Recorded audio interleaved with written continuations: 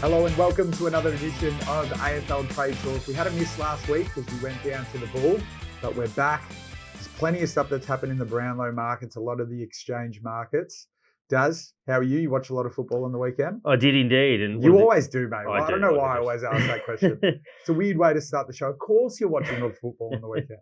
What else are you, in your spare time, you pop the TV on. I mean, they play footy Thursday to Sunday these days, so there's enough of it. And it was Wednesday to Sunday the week before. But bit of rivalry round. We had the Battle of the Bridge and the Q Clash and the Showdown on a Friday night. And wanted to give a shout out to you as well. I think last time we spoke, you were big on Zach Merritt building momentum. I think it was before Essendon played the Crows. And looking at our Brownlow predictor, he could have 11 votes in 4 games. And his price has just absolutely plummeted as a result of that. So he's the other hot ticket in the Brownlow race, as you forecast he might be. I'm deciding whether to trade out of that bet right now or just hold on for a little bit longer. We'll have to look at the next couple of rounds. The Dons are playing great footy, Daz, aren't they? Yeah, they are, and they just keep finding ways to win. Obviously, they've had to do it the hard way a few times. The Eagles put up a decent fight against them. That win against the Crows, full of merit. They were very good on, pardon the pun, they were very good on Anzac Day against Collingwood. They started well and then weathered the storm a bit late to share the points with them in that game. And I think, like Fremantle, so if you look at Essendon and Fremantle this week, Fremantle playing Sydney, who are on top of the ladder, and Essendon playing the Giants, for those two finals aspirants will learn a bit this week. Reluctantly, I'm going to give you a pretty bad beat from the weekend. It was in the Carlton and Collingwood game. Carlton had over $300 matched at a low price or at $1.20 or lower. That was their lowest price of the game, and they ended up losing, which is shattering. What did you make of that game? Yeah, it was early in the second quarter, so they kicked 5 goals in a row either side of quarter time. So the last 4 of the first quarter, then the first goal of the second, got out by 19 points at that stage. Charlie Curnow and Harry Mackay were running amok, and that's about when they touched the $1.20. And Collingwood dominated inside 50s after that, but I think it was 61 to 38 or something like that. But clearly anyone's game right until the end, and perfectly executed boundary throw-in from Collingwood, and I'm sure the tape for Carlton during the week will be Michael Voss looking at that and how they maybe could have set up a little bit differently to prevent him running into that space. Certainly missing Adam Saad there back in defence. Also, Mitch McGovern, Callum Marchbank would be so handy right now. I think they're just looking a little bit slow out of defence and not knowing when to defend and when to attack, getting a little bit confused there. And that's what Mitch McGovern has helped with a lot. He's a real leader down there. And Adam Saad, I'm sorry, but if this doesn't show you how important he is to that Carlton side, he should be getting a lot more credit around the competition. And yeah, he's a fantastic player. Guys, we're going to talk about another bad beat. It was the Western Bulldogs versus Hawthorn Sunday afternoon. The Western Bulldogs lost that game after starting not so well. Hawthorn were going very well. They hit $1.08 in the fourth quarter with 28,000 matched at or below $1.20. Hawthorn went on to win. They hit $12, $55 matched at that mark. Geez, that's a bad beat for the Western Bulldogs, and they're in a lot of trouble. It's remarkable what happens to the price when a favourite hits the front late in the game. The Bulldogs never led by more than 3 points in the last quarter, so Hawthorn were a goal away from the lead at most and hit $12 in play. And Hawthorn, I think, were level with 4 or 5 minutes to go and then kicked the goal to go ahead. So it just goes to show, if Hawthorn start a game like that as a strong underdog, they would have been 5s probably before the game started. But they can hit 12s whilst they're within a kick in the last quarter. And for the Bulldogs, it wasn't as bad a loss as the one they had against the West Coast Eagles late last year that cost them a spot in the finals. But it's another very bad loss against the side they were expected to beat. Their form in the last month has been pretty average. They belted the Saints on a Friday night, or Thursday night rather, but have really struggled around that. Belted by Essendon, lost to Freo in Perth, didn't play too badly in that, and now coppered in this. And look, the Bulldogs always attract attention, and it's always a debate around, did we overrate their list? Are they underperforming? Is it a bit of both? But, all of those questions and questions a bit bigger than the list will continue to circle around them. Just having a look now on the exchange, the Western Bulldogs are $4.20 to make the top 8. Well done on us for laying them. They were at odds on earlier in the year. Their lowest price, their minimum price, in the market as the market loads in front of me was $1.76. Daz, and we were laying them. Absolutely. We just had to, given that the strength of the top 8 contenders this year is ridiculous, and we're also seeing teams that maybe we didn't expect to be so strong. Fremantle are playing some really good footy. Essendon are up there and about, and Brisbane still haven't hit their straps this year, and Collingwood have obviously had their issues as well, but starting to hit some form. So did the football world, or has the football world overrated the Western Bulldogs, or is the rating correct and they're underperforming, do you think? Oh, good question. I think that the football world has overrated the Bulldogs. Yep. Yeah, I think that's probably right. I think that there was nothing last year that showed that they were going to be a top 8 contender. I know that the president came out and said, hey, we just missed finals last year and natural improvement will, see us make finals this year. But I don't think it works like that. I think you actually have to show something. You have to play good footy late in the year. I think your last round is really, really important. They missed finals by losing to the Wooden Spooners. And that can't happen. I don't understand how you can ever think that you're making finals the next year if you're losing to the Wooden Spooners in the final round. So I don't know. What do you think, Daz? Yeah, I think they're a weird side of it. So they won the Flex 8 years ago now, so you can't really base it on that. But grand finalists 3 years ago with a similar list, and they were on top of the ladder a month out from the finals that year. They often fluctuate in form, and it's fair to say that, for the last 3 years now, they've been middle of the road. So I guess that's how you have to assess them, as a middle of the road side. I mean, they've got some good young key position talent, but when I look at the Bulldogs list, I think they've got star power at the top, but their depth falls away a bit after that. So they're 22 every week. I'd say they've got 8 to 10 guns, but I'm not as sold on the rest of what they put out each week. And I think that just, it's that old argument around your bottom 6. And I'm not, if you stack up their bottom 6 with, say, what Melbourne get out of theirs, or Geelong especially, who are full of role players, then yeah, it's probably why they fall short. Rightio. Well, we're going to talk a little bit more about the Dogs later, but we're going to go to the Brownlow Medal and our predictions model and who's firming, who's drifting in the Brownlow Medal market. Do you want to take us through what our Brownlow predictor is telling us? So Isaac Heaney predicted to be in the votes again, 1.5. So, 1 or 2 votes is the expectation. He's a vote and a half clear and at 5.20 on the exchange from Zach Merritt. But Zach Merritt has picked up a predicted 10 and possibly 11 votes in his last 4 games. So he's been clearly the big mover. Caleb Sarong votes in 3 of his last 4, as into $12, was as high as about 23 a few weeks ago. Tom Green, best on ground last week, but no votes predicted this week. You'll get 18s on him. He was favourite for the Brownlow a month ago. Patrick Cripps into single figures, so one of only 3 players in single figures now. No votes in the game just gone against Collingwood, but the 2 weeks previously he's in the mix. And then you look at Nick Dacos with his, not just his match-winning performance late, but was outstanding across the game, had 32 and was the best player on the ground. So he's now into 10.50. I think we made the call 3 weeks ago when he was about 15, that he would never be that short, never be that long again for the season. And I think that is ringing true. He'll be probably single figures within a week and stay there, I would think. We'll talk about a couple of firmers and drifters in the market, but first I just want to touch on Paddy Cripps. So our Brownlow predictions model doesn't have him getting a vote. Obviously, the Blues have just lost to Collingwood on the weekend. However, the market has firmed from him, so I think Betfair punters think that he may be in the votes for that game. He did play a very, very good game, had a lot of the football. But right there isn't in the vote. So it's interesting to see that he hasn't actually had more votes onto the predictions model, but he is firmed in the market. As you said, Zach Merritt just now cleared second pick, 8.20, single figures in the Brownlow market. Caleb Sarong is an interesting one, $12. There's only 3 games this year where the Brownlow predictor doesn't have him polling votes.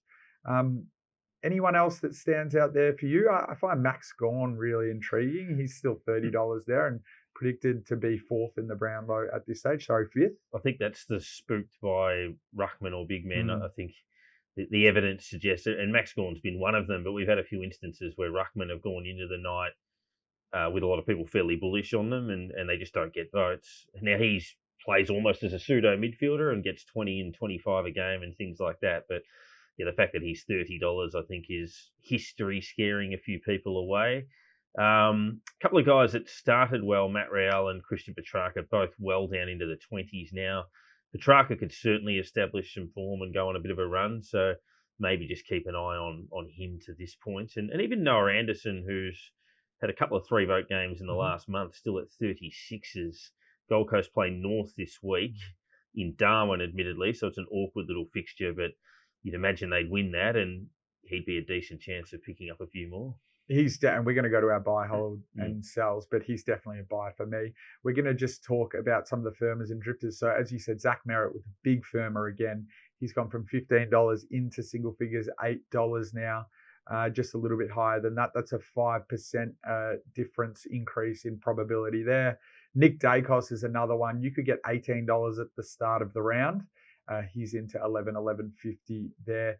And he's one which has been a little bit frustrating for us because I think we both spoke about him potentially improving, but I think we knew Collingwood were going to get better, and we knew that Nick Dacos would parallel Collingwood's success and be in the votes for most games. Unfortunately, we probably went a couple of rounds early and he drifted again and again and again. I think we wanted the $8 to $10 mark, and we told punters to potentially back there. He got out to 18, and in that situation, just as a punter, I'm curious what you do. Do you continue to back them as they drift and be confident in your selection, or do you potentially say, hey, like, I got to trust the market here? What are your thoughts? I guess the first time you get a price, you would look ahead to what you think is going to happen, and I think if it starts to deviate away from that, then maybe you don't keep chasing it. So if you look at a fixture and think, oh, these 14s now, they play X, Y, and Z, he normally gets votes, I'll back him. Then in the first game or the second game, it doesn't quite go that way and he drifts out further, then you're probably starting to chase that that target a little bit too much, and it's a few more things need to go your way that you didn't anticipate happening. So yeah, I'd probably look at whatever my prediction was at the time and just see that it remains on track. If it doesn't, you'd have to reconsider. I don't know whether this is an insult. It's a bit of a backhanded compliment maybe, but Nick Dacos is a bit of a front runner, and when Collingwood are going good, he's going good. So expect him to always be in the votes there. For me personally, I just knew at some stage that Collingwood would make their charge, not only towards the top 8, but the top 4 as well. And if you look at the maths, you need to only lose a certain amount of games, and they've checked off those. They're going to go on a winning run, and Nick Dacos is going to be in the votes for those games. I know that he's certainly one that picks off some of those bottom 4 teams and gets those 40 touch games. So I had a lot of confidence that $18 was always wrong, maybe right at the time, but he was always going to firm. 2 3-vote games for Nick Dacos. We'll see him firm to second favourite pretty quickly. So even at the price now, I'm still keen to back. What are your thoughts, Daz? Yeah, they got West Coast this week. So again, it's not a case of you play a side you're expected to beat, so therefore your best player will get 3 votes. But you would think, in terms of the lack of tagging and the like, that and the form he's found, that they'll win the game and that he can build from there. So look, he's demonstrated now that, for all of the knocks on him at the start of the year when he was a bit down on confidence, to then kick the winning goal in front of 90,000 people in a best on ground display, it doesn't only remind everyone else, but I think not that he would need necessarily personal reminding, but it says to him, look, there's not much I can't do here. Like, if I've stood up in this situation and done this, then why can't I go on a run, and why can't I perhaps get that Brownlow medal that I was going to win last year if not for injury? That's it. Let's go over to buy, hold, sell. Daz, who are you buying this week? A little bit of a left field one. James Sicily. So a captain's effort. He dislocated his shoulder in the first quarter of that game against the Western Bulldogs, playing in his customary role in defence. Off the ground for maybe 15 minutes, comes back on with a shoulder strap, plays forward, kicks 2 goals in the last quarter and helps to get them home. So deserves a lot of praise for that. I think that's a gutsy effort from the skipper. We'll see if he gets up this week. And the other legitimate buy would be, you just spoke about Collingwood, they're $3.60 for the top 4. They'll be shorter than that when they beat West Coast. And I know there's a lot of sides in the mix, but I think they'll only get better, Collingwood, so that's a good price. Great shout, Daz. I really like that Collingwood one. Back then for top 4 at $3.60 seems like great odds. I need Geelong to drop out of the top 4. So someone's got to take that spot. I've put up some money on the exchange to lay Geelong. I think I gave $1.30. That got matched pretty quickly, and now they've gone into about $1.25. So they've shortened a little bit. But my buy this week, as you stated before, Noah Anderson. He's someone that we've spoken about all year as Gold Coast's key player. He was great last year, got a lot of Brownlow votes. Right now, currently on our Brownlow predictor, he has 9 predicted votes and is $36. If we have a look at Nick Dacos, he's predicted to have 9 votes as well, and he's $10.50. Yeah. So we know that he can get into the votes at $36. 1 3-vote game, you're seeing that price slash. We know how much the Brownlow predictions and market firms and drift. So Noah Anderson's definitely one that I'm keen to buy. Who are you holding on this week, Daz? Holding Freo, I've done it a couple of times, but just looking at their fixture, they've had a very good start to the season. But next month, so they've got Sydney at home, then St Kilda away at Marvel, where they'd be rated a good chance in, but it's a tricky fixture all the same. Then Collingwood at home, and then Melbourne at the MCG. So if they win half of those games, so if they go 2-2 in that block, I think they'd be really pleased. Obviously, if they win 3, that's a remarkable effort. But if they win, say, 1 or none, then that obviously puts them right back in the pack. So just keen to see how Freo navigate through this tricky spot of their draw. Nice, Daz. And who are you selling this week? Selling Port. I know they kicked 5 goals 18 against the Crows, and that cost them the game in a lot of respects. But they've got a few injuries. Some sort of semi-long-term, some not so long-term. I think, as we mentioned a couple of weeks ago, a lot of the queries on them coming into the season are still the queries on them now. I'm not sure they've answered a lot of those questions. They're not a bad side, and they're going to win a lot of games, and they'll probably play finals, but I think they're stuck between being a top 8 side and a contender at this point. Yep, rightio. I don't really have a sell this week, and I'm not going to actually lay them on the exchange, but I'm selling the Western Bulldogs again for the top 8. I'm probably just doubling down on the sell when we laid them at odds on.